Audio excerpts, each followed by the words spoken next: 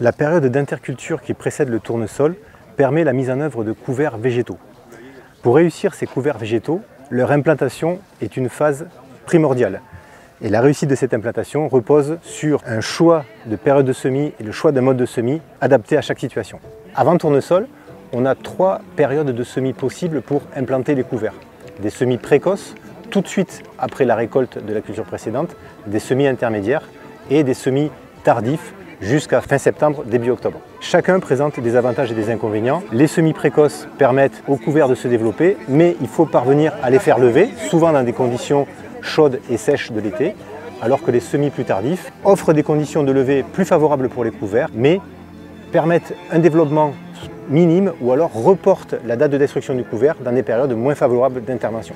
Un élément essentiel pour définir la période d'implantation des couverts végétaux, c'est l'état de la parcelle. La période d'interculture, c'est le moment idéal pour corriger une structure de sol défaillante. Par exemple, si un sol présente une zone de compaction ou une zone tassée, on va pouvoir effectuer un travail du sol qui va corriger cette problématique.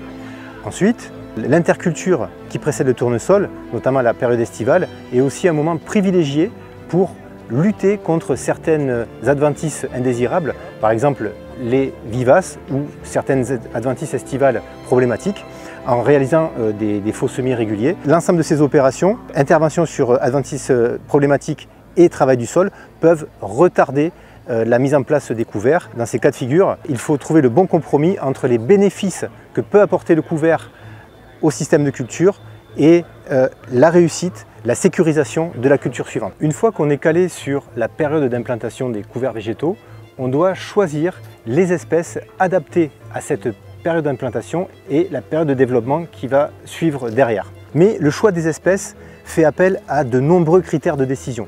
On doit penser à la bonne adéquation, notamment entre les espèces présentes dans le couvert végétal et la culture de vente qui suit derrière. Par exemple, on évite, dans un couvert qui précède un tournesol, d'implanter du tournesol bien entendu ou du niger par rapport au risque de mildiou. D'autres critères et d'autres facteurs sont à prendre en compte pour bien composer son couvert végétal, choisir les bonnes espèces pour le mélange d'espèces qu'on va mettre en place pour le couvert végétal et pour aider les agriculteurs à faire ce choix et à prendre les bonnes décisions, des outils existent, par exemple l'outil Acacia proposé par Terre Innovia. Avant de mettre en place les couverts végétaux, plusieurs éléments techniques sont à considérer. Par exemple, la répartition de la paille lors de la récolte du précédent doit être la plus homogène possible.